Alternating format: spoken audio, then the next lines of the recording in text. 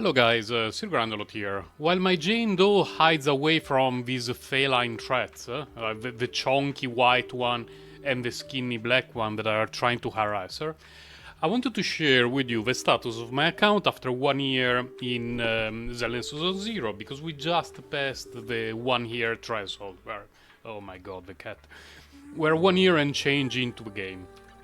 And just like my other gacha games, as I lower a little bit the volume of the game, for the most part I went for vertical investment rather than horizontal investment for the characters that I like the most. And if I had to talk about luck, I was very lucky until Trigger's banner. Trigger completely destroyed me. Because everything that could have happened wrong during Trigger's banner happened. Like, I lost the 50-50 for her. And if I remember at PT, and I had to go to PT to get her, and I believe I even failed to get her Lightcon on that pulling session. I had to do it later, and it was terrible. Really, really terrible. And of course, my most recent pull is Yuzuha. She's at Cinema Zero. Her build is fairly decent, and I have no interest in investing any energy or battery on her relics because she's getting a new dedicated relic set very soon. Because I play her with Jane all the time, right now I decided to go with Freedom Blues. The uptime is not amazing, but it's decent if you're playing it with a bit of care, and of course double Phyton. But once the new patch rolls out, we will all be back in the disc mines. Then we move to Ishuan, who is a character that I was not planning to get, but I tried a few pulls, she came home, I built her, she's actually very fun to play. I'm enjoying her gameplay a lot. Her build is decent, but if you have a look at her discs, it's like 5 actually okay discs. Like, this one is great, this one is fine, this one is okay-ish, this one is okay-ish, this one is okay-ish, and then we have this piece of garbage, unfortunately. So her build has a lot of room for improvement. As you may have noticed, I have a lot of hit point rolls, not as much crit as I would like to have, but overall solid build. And recently I've been enjoying playing her so much in terms of, you know, the team play style and using her both solo and in a team, that if she gets a run at a time when I'm not planning to pull any new character, I may try to get some of her early cinemas. But it's something that I've not decided yet. We will have to wait and see for that. Astra, of course, I've been really looking forward to her release. I didn't touch her Mindscape cinemas. If you ask me what they do, I have no idea. She's already extremely strong at Cinema Zero. And if MiHoYo follows the character development and release pattern of our games, especially the supports that are released within the first year or so of the game, you can get them at base Eidolon copies. The Mindscape Constel Eidolons, as I often say, because eventually we're going to get power crept, and it's not really worth to invest more into them. And she's amazing regardless, absolutely amazing. She requires very little investment. Basically, the day she was released, I really had a fairly solid build for her, because it's not like she needs much at all. And she's voiced by the best English voice actress in the game, so that's a plus. Yes. Evelyn was a happy mistake. I have her Constelladon on 1, and I was not even planning to pull for her. What happened is, on Discord I rolled a dice to see how many pulls do I throw at her banner to see if I can get her. And I rolled a 9 or a 10, I don't remember, and I got her, and I was like, okay, let's go.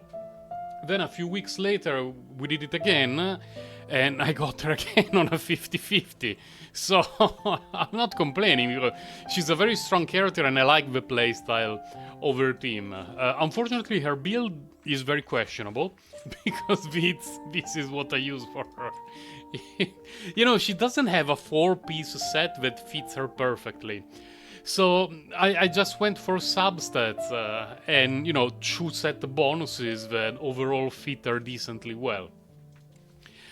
And she has not let me down even with this very questionable build. Like every time that there is a Shiyu defense or the deadly assault and enemies are weak to fire, she goes through them like butter. So there is no need to worry too much about min-maxing her discs. And then we go to... Oh, they're back to back. My two most beloved characters. One is Jane Doe. She's my favorite character. I know a lot of you may think, well, obviously, Sir Grandalot always plays Miyabi, so she's his favorite character. No, it's Jane Doe. She's my favorite. She will always be my favorite. I invested to Mindscape 2 for her. May consider getting more in the future, but let's see what happens because there are rumors of her getting buffed, so I want to see what happens with that. I'm fairly happy about her build. I probably wish that I could give her 2 pieces Phaeton instead of 2 pieces Freedom Blues, but it's very difficult to replace, you know, these kinds of roles. Like, I do not have anything even remotely comparable for her from the Phaeton set. And I'm pretty happy about her build. Pretty happy. I wish I had a good physical disc 5 for her. At the moment I do not, and this attack disc is exceptional with 4 rolls in anomaly proficiency. And especially now that with Yuzuha, she doesn't need as much attack. There is a very good chance that I could switch this to physical and this one to attack, maybe, and achieve very good, if not better, results. But you know, it's discs, it's RNG, so until I have something that can safely replace what I currently have, I cannot do any testing. I love my little Jane Doe. And then we move to Miyabi. Miyabi was the main reason why I started to play Zenless Zone Zero, because ever since we saw her leaked animations and playstyle, I was like, oh, she looks absolutely glorious with the Giga Sword, and I would start to play the game, and if I like it, I will get her. And ended up liking the game a lot, and ever since the beginning, I was planning to get a few Mindscape for her, so I was pretty happy about the result. Build pretty good, pretty good. There is something wrong with the crit rate because I probably switched some equipment around. She should have a slightly different crit rate because of a Mindscape 2, but this is fine. I mean, it's a ton of crit damage, ton of crit rate, ton of attack. And mostly Gigamax. The only thing that I didn't max is the dodge because she never uses it. And these are the sets that she is using. Most people will use the set that gives crit rate as a 2-set bonus, but I wanted to Gigamax her, so I went and I got this one on day 1, which definitely helped. So I went for 4 pieces of her signature set and 2 pieces of the one that gives her an extra 10% ice damage. Is it possible that 2 pieces with 10% attack would be better? It's possible, but I do not have anything comparable. A thing that I tested and that gave me almost identical results is here, instead of crit damage main stat, using attack percentage main stat. And it was very convenient for me to test it because very similar.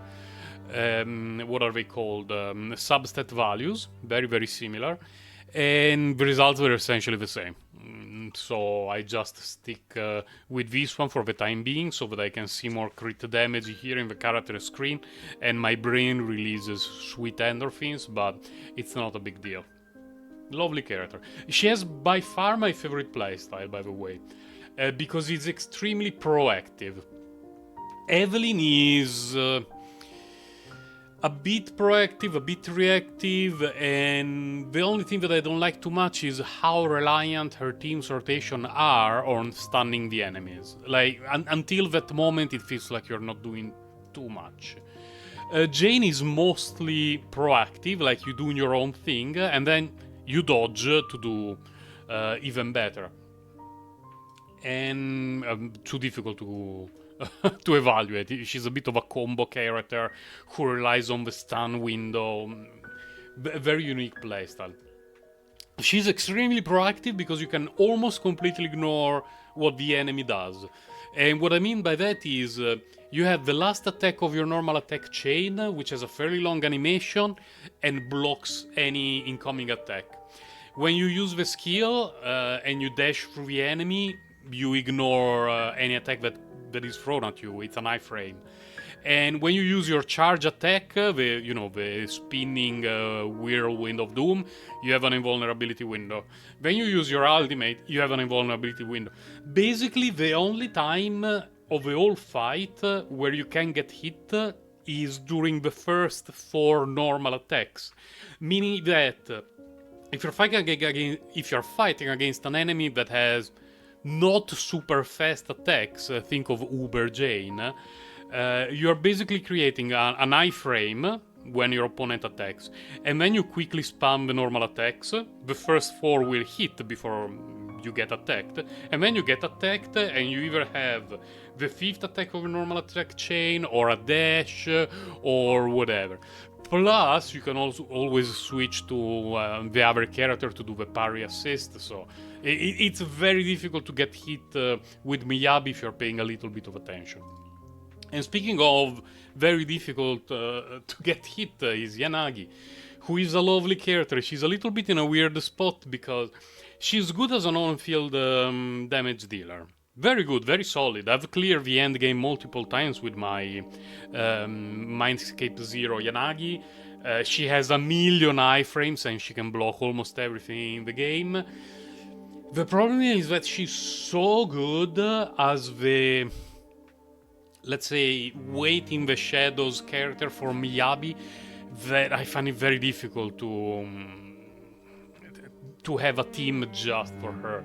Very often in Deadly Assault I will have a team where I don't know who to put together, but it really feels a waste to not play Miyabi and Yanagi together. And this is her build. Her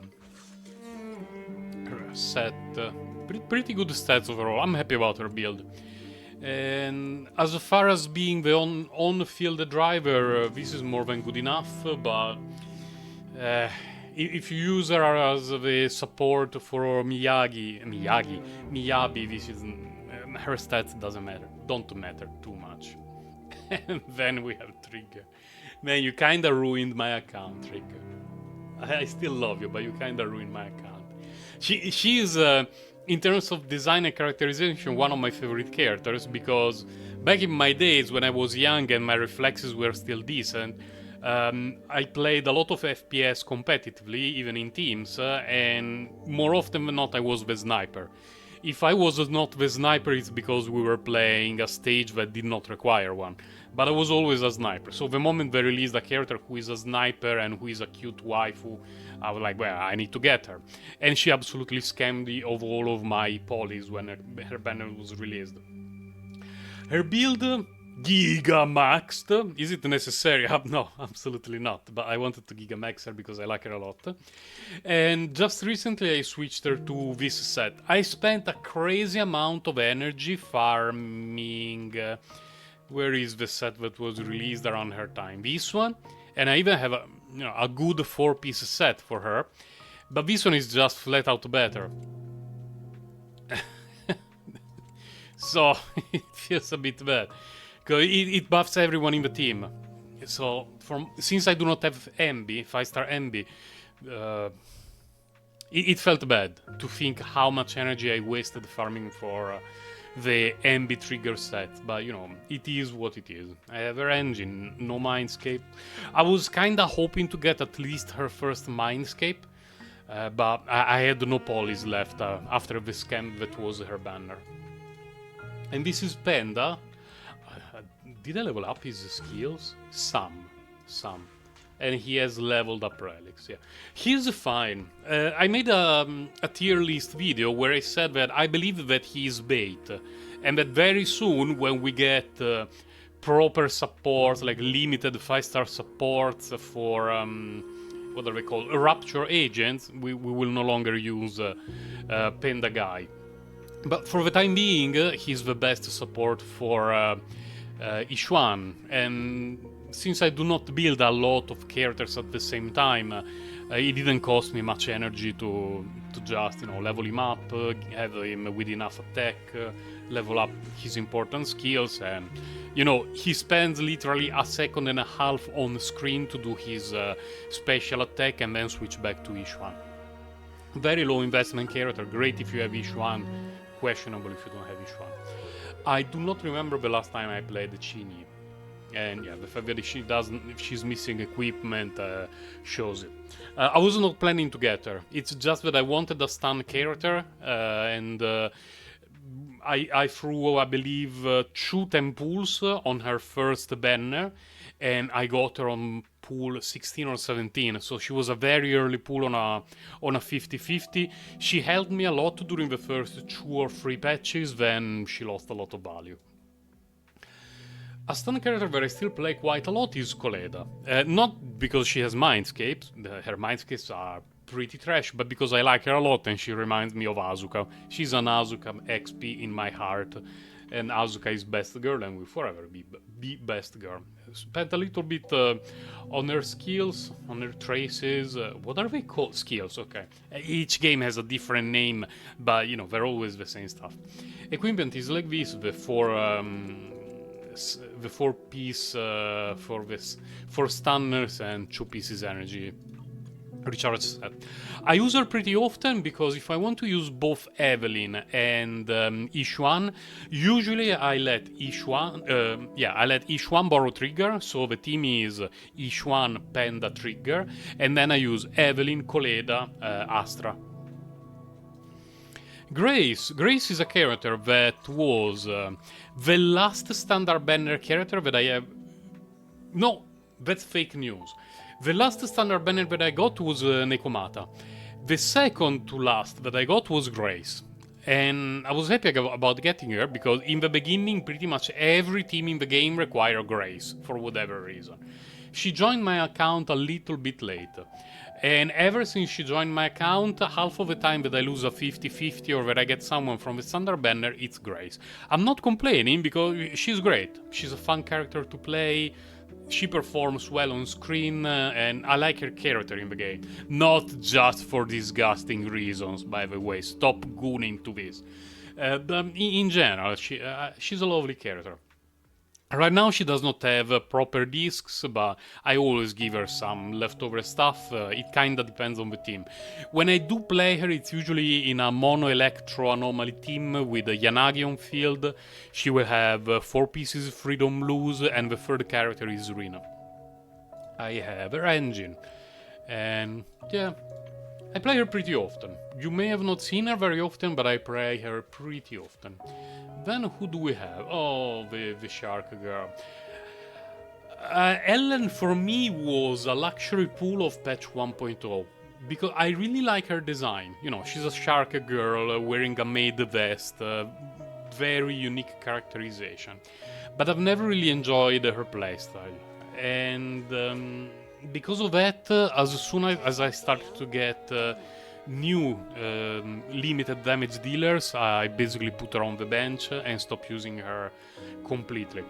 And the build that I had for her was mostly what you saw on Miyabi, plus a few pieces. She has a decent investment, but not insane. And even after she got buffed, I've not used her.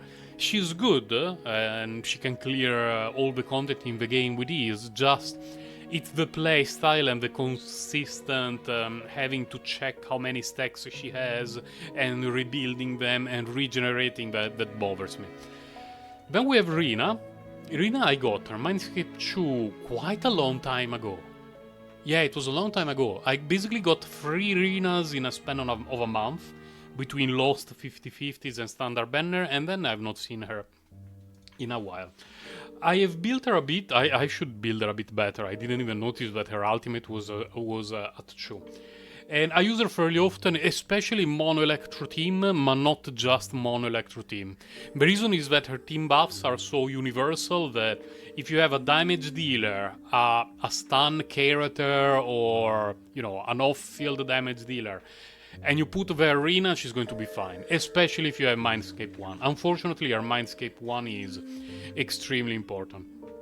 because extending the duration of her little ghost friends, it's so important. No spreadsheet will ever fully express how important her Mindscape 1 is. Just because they last no time if you don't have their Mindscape 1. To the point that you basically do not have the time to do a full attack string with any character, switch to the second one, and then go to Rina, and they've already expired, and you're missing out on damage, and it feels bad.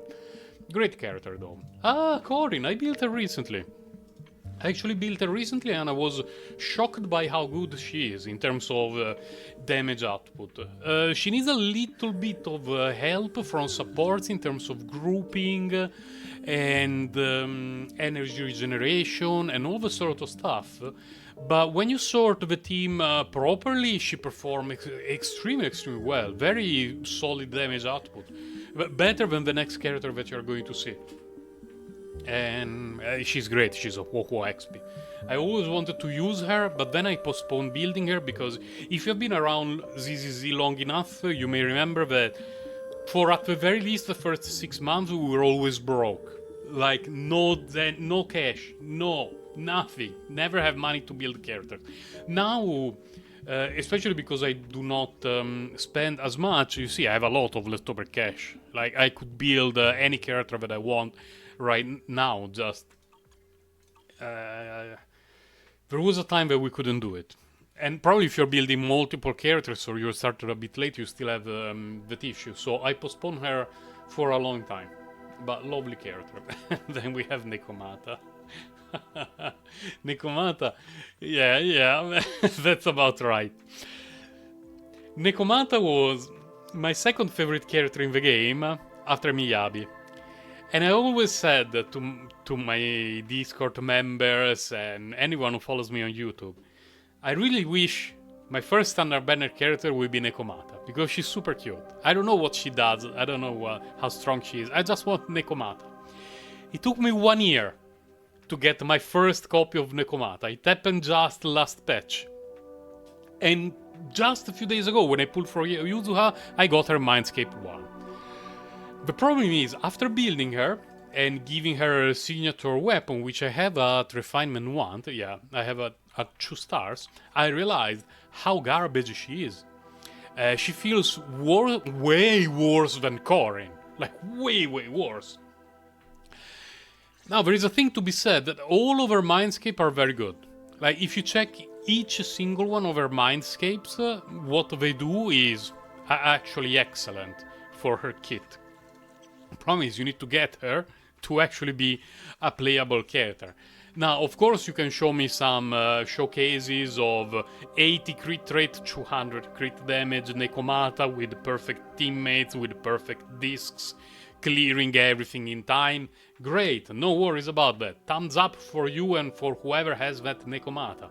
On average investment on an account that I'm not free to play, but I'm not even a giga whale, she's so far behind Corin that, yeah, this is the current state of my Nekomata. I will still play her every now and then just for the lulz, but man, she's really bad. At least she's easy to play, because you spam normal attacks and then you dash through the enemy, but feels bad, man.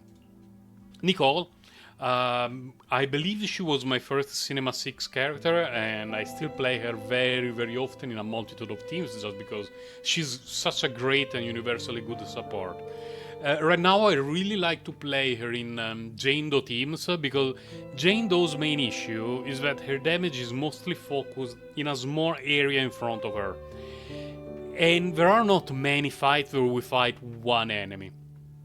And her Black Hole of Doom, sucking everyone in, helps with the grouping. So her, Yuzuha and Jane Doe on average give me a better result than the same team with the set instead of Nicole. Plus, Nicole is a lovely character. Very solid character. Like, even if I started to play today, I would still suggest, I would still build her, and I would suggest anyone to build her, because sure, she's been power crept by Astra and Yuzuha, but extremely solid. Soldier 11. You know what? I talked a lot of shit about Soldier 11 at the beginning of the game, because I got her on the beginner banner. She was my first standard banner character, and she was my first lost 50-50. So, I grew a little bit salty on her. Because basically my account was a Cinema Zero Shark Ellen, a Cinema 2 Soldier 11, and I had no other 5-star character. It was just 4-star slop. So, less than ideal start in our relationship. She's a good character, she's fine, and there is a chance that she will be the best driver on my account for Orpheus. If you don't keep up with the leaks, Orpheus is an off-field damage dealer, attack damage dealer, not anomaly damage dealer. And they may be decent together, I don't know. We'll have to wait and see. At the moment, not huge investment in her, but she's a standard banner character. I already got a few copies of her, so maybe I could do the cringe thing of heavily investing into her, clearing the ending and content because she can do it, and then be like, haha, you see, even standard banner character can do it, which is something that everyone knows, but you always see those kind of cringe videos on YouTube. Lucy, a little bit like Nicole, she's still great, she lost a little bit of value. Because I have Astra, who is glued to Evelyn, or to Miyabi when I'm using Miyabi. And then now I have Yuzuha, who is glued to any anomaly team. And, for my remaining team, I have Nicole, I have Lucy, I have Panda if I'm playing Yushuan, I have Rina. So my support rotation is getting very, very tight. Still excellent character, I would 100% recommend everyone to build her. Just lost a little bit of value. Or rather, she's not lost a little bit of value. It's like when you play in a basketball team, you are good and your team members get better. You are still the same player, your value has not changed. But everyone around you has improved, so your coach is going to bench you, tell you you're bad and you should feel bad, and you start doing math. Let's move on. Seth, very low investment, because his kit requires very low investment, to be quite frankly with you, and this is what I gave him, and there is not much to say about Seth. There are much better options than him. He's still decent for Jane. If you have other supports available, they're probably a better option than Seth. But he's not bad. Similar thing that I said about Panda. Panda guy is not bad, just there are better options unless you don't have them. Wait a moment. Here we're moving in the land of nowhere of characters that I have not built at all. Soikaku I used her in the beginning when I only had Ellen as a damage dealer, but I really dislike her playstyle. Never built Anton, never built Envy. I like Polkra. I really like her, but there are too many stun characters. I like Billy's playstyle. I would like to build him when I have a bit of spare energy and we do not have any new stuff in the coming future. I'm sorry, Ben. I'm sorry, Piper. Piper is actually pretty good. I believe that a well-built Cinema 6 Piper could be very comparable to a Cinema 0 Jane Doe. Very comparable. But I have a Cinema 2 Jane Doe, so I'm not going to play Jane Doe, Piper, Yuzuha to clear stuff basically at the same speed. It's not happening. I really dislike his playstyle. He's not a character. And yeah, I'm missing a bunch of characters. Currently the only one that I regret a little bit not having is Vivian, just because Jane Doe, Vivian, Yuzuha is such a busted team that although I don't like her very much in terms of purely from a characterization point of view, like man, I really wish I had her on my account. We have Booty Cop, Caesar, Bernice, him, and Silver Ambi. Soldier Zero Ambi. Not a huge fan of her animations and her playstyle, which is the reason why I skipped her. So, of all the characters that I skipped, the only one that I would consider getting is Vivian. Definitely Vivian. We'll have to see what happens with the reruns in the coming patches, because I would still like to get Orphe, but I'm not sure. It also depends what Sid does. The potato guy, you know, the cringe furry guy. I hope he will be a 5-star because that 3 weeks of saving for me, there is a chance he will be a 4-star. A very good chance he will be a 4-star. And after that, we don't really know anything. Yeah, after Orphe and Sid, we don't know anything. So let's see when Harry Run shows up. And again, playstyle excellent, design and power level excellent. I just dislike her character in game, who looks suspicious and interesting for like 5 seconds, and then she becomes a groupie for main character for reasons that are explained, but that I don't find particularly believable.